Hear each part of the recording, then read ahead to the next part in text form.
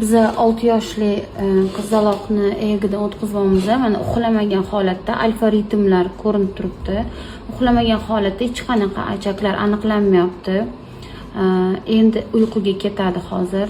Endi uyqu boshlanadi.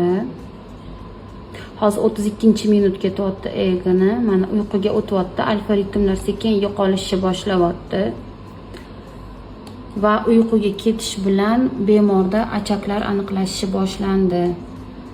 Mana hamma joyda sudrashli achaklar faqat uyquga ketgandan keyin ko'rinyapti. Hozir bipolarniga ham o'tkazamiz. Mana явныйroq ko'rinadi. Asosan задний отведениеda mana полный sudrashli achaklar aniqlanyapti. Bemorimiz enurez bilan siydik tuta olmaslik.